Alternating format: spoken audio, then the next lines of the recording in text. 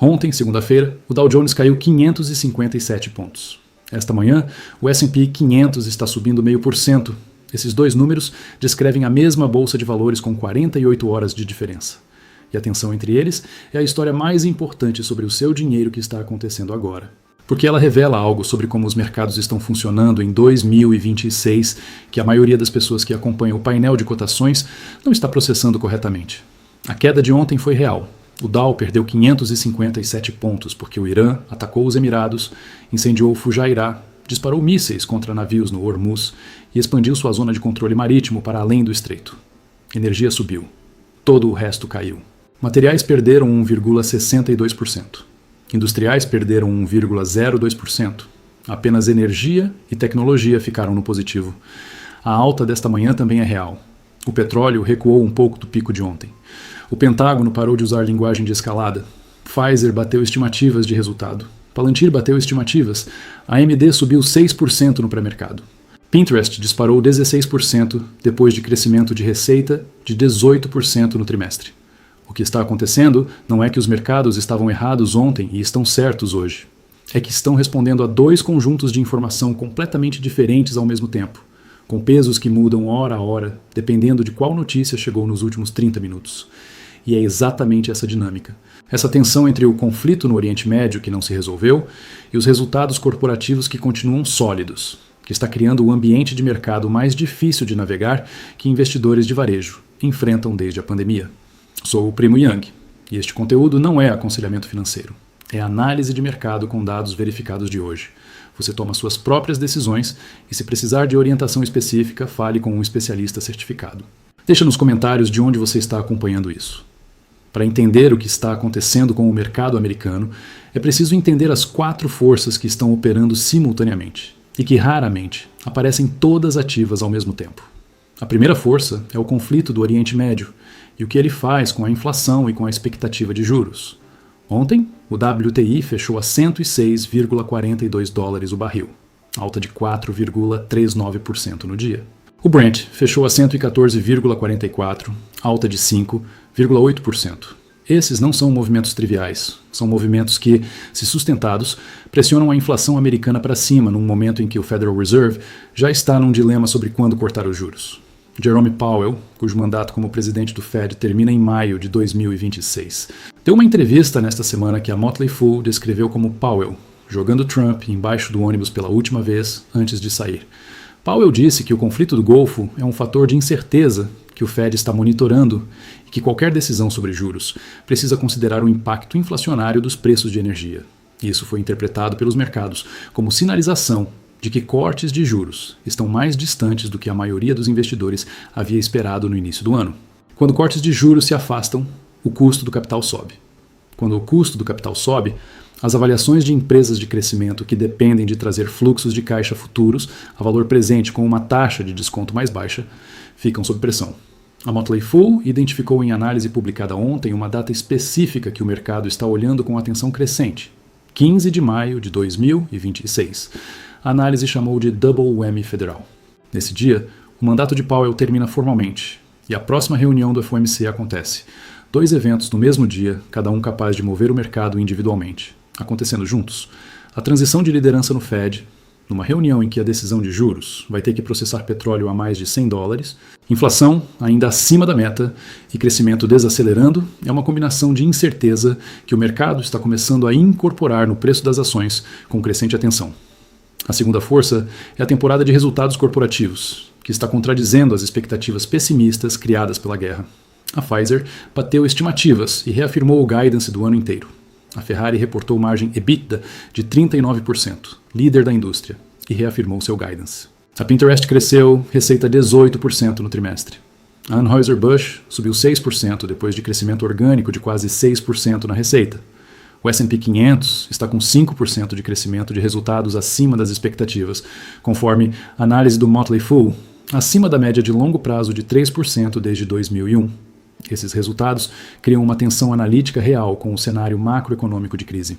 Como empresas estão reportando resultados sólidos num ambiente de petróleo acima de 100 dólares, guerra no Golfo, inflação elevada e crescimento global desacelerando? A resposta é que a maioria dessas empresas tem custos de energia relativamente pequenos, como fração do total de custos, ou tem poder de precificação suficiente para repassar os custos, ou fechou hedge de energia antes que os preços subissem. Mas essa sustentabilidade tem limite. A Spirit Airlines encerrou as operações ontem citando custos de combustível da guerra. Companhias aéreas e transportadoras adicionaram sobretaxas. Empresas de logística estão sentindo a pressão. O impacto da energia cara nos resultados corporativos está chegando com defasagem, não simultaneamente. A terceira força é o que o VIX está ou não está dizendo. O VIX, o índice de volatilidade do Chicago Board Options Exchange, estava em 16,99 esta manhã, segundo os dados do 24/7 Wall Street. Para contextualizar, em março, quando o conflito escalou, o VIX chegou a 31, voltou para a banda normal de 15 a 20. Isso significa que o mercado de opções, que é onde os grandes investidores pagam para se proteger contra quedas, está precificando volatilidade moderada, não pânico. O que quer que os noticiários estejam mostrando sobre o Oriente Médio, o mercado de proteção não está comprando seguro na escala que compraria se os profissionais que alocam capital institucional achassem que algo muito ruim está vindo nos próximos 30 dias. Mas existe um dado dentro do mercado que é mais preocupante do que o VIX sugere. O rendimento dos títulos do Tesouro Americano de 30 anos superou 5% ontem por conta da incerteza geopolítica, segundo o 24/7 Wall Street. 5% no título de 30 anos é um nível que, mantido, representa pressão real sobre as avaliações de ações, porque aumenta o custo de capital de longo prazo para toda a economia. Quando o título sem risco de 30 anos paga 5% garantido, a barra que o mercado acionário precisa superar para atrair capital sobe. E o spread entre o que ações rendem em lucros e o que títulos garantem em juros, que os analistas chamam de Equity Risk Premium, encolhe para níveis que historicamente precederam períodos de retorno mais baixo das ações. A quarta força é a distribuição do mercado, que está contando uma história diferente dos índices agregados. O Russell 2000, o índice das pequenas empresas americanas, subiu 13% no ano até hoje, à frente do S&P 500 com 5%, e do Nasdaq com aproximadamente 10%. Isso é o que os analistas chamam de breadth, ou amplitude de mercado, que significa que a alta não está concentrada apenas nas grandes empresas de tecnologia, que dominam os índices pesados por capitalização. Quando as pequenas empresas sobem mais que as grandes, o mercado está sinalizando que a economia real está gerando valor de forma mais distribuída, não apenas nas plataformas digitais que dominaram os últimos 5 anos.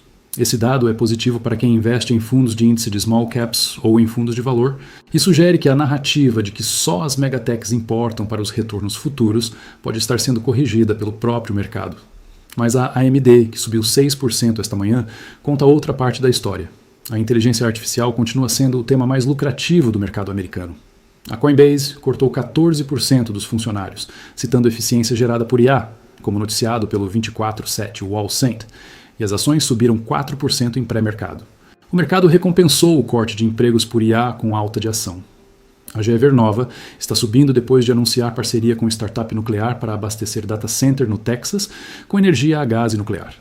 A Intel subiu até 4% em pré-mercado, em reportes de que a Apple está explorando Intel e Samsung como fornecedores secundários de chips americanos para reduzir dependência da TSMC. Esses movimentos conectam dois temas que o mercado está processando simultaneamente. Primeiro, a segurança energética para data centers de IA, que precisa de energia abundante e confiável, está se tornando uma tese de investimento por si só depois que a Guerra do Golfo tornou a dependência de energia importada cara demais para ignorar. Segundo, a desglobalização das cadeias de semicondutores, que Trump acelerou com tarifas, está criando oportunidades para fabricantes americanos de chips, que antes não tinham como competir com a eficiência asiática. Agora a pergunta que qualquer pessoa com dinheiro investido ou pensando em investir precisa responder com honestidade. O que tudo isso significa para o seu dinheiro especificamente? A resposta honesta é que depende de 3 variáveis que são específicas para cada pessoa e que nenhum analista de mercado consegue determinar por você. A primeira é o seu horizonte de tempo. Se você precisa do dinheiro nos próximos 6 meses, estar exposto a ações americanas em maio de 2026 com petróleo acima de $100 e Fed Double Whammy no dia 15 é um risco real. O mercado caiu ontem mais de 500 pontos no Dow por conta de um ataque a um porto dos Emirados. Pode cair mais se o conflito escalar de formas imprevisíveis. Se você não precisa do dinheiro até 2030, a queda de ontem e qualquer queda futura são ruído estatístico numa trajetória de longo prazo que os resultados corporativos que estão sendo reportados esta semana sugerem que tem fundamento. A segunda variável é a sua exposição setorial. Energia subiu 0,95% ontem, quando todo o resto caiu. Materiais perderam 1,62%. Se a maior parte do seu portfólio está em empresas com alto custo de energia ou em setores dependentes de importações afetadas pelo conflito, a guerra está pesando mais no seu dinheiro específico do que os índices agregados sugerem. Se está concentrado em tecnologia de software ou em saúde, o impacto é mais indireto. A terceira variável é a diferença entre o que está acontecendo nos Estados Unidos e o que está acontecendo no Brasil. O S&P 500 com petróleo a $114 é uma situação diferente para o investidor brasileiro do que para o americano, por uma razão específica. O real brasileiro se comporta diferente do dólar em diferentes cenários de petróleo. Quando o petróleo sobe muito, o dólar às vezes enfraquece porque países produtores de petróleo acumulam dólares e os reinvestem em outros ativos, o que pressiona o dólar. O real pode se fortalecer ou enfraquecer, dependendo de como o Banco Central brasileiro responde e de como o fluxo de capital para emergentes se comporta. Para quem tem investimentos em dólar, a queda da bolsa americana pode ser parcialmente compensada por uma valorização do dólar contra o real, ou pode ser ampliada se o dólar também cair. O que está acontecendo no mercado de ações esta semana não é um evento isolado. É o ponto de convergência de 4 forças simultâneas que raramente aparecem todas ativas ao mesmo tempo. Guerra, que pressiona a energia e inflação, resultados corporativos que sustentam o argumento de que a economia real aguenta o choque, Fed numa transição de liderança numa reunião difícil em 15 de maio e uma distribuição de mercado que está se alargando além das Big Techs pela primeira vez em anos. Cada uma dessas forças aponta em direções que às vezes se contradizem e às vezes se reforçam. A análise que protege o patrimônio não é a que prevê qual delas vai ganhar no curto prazo.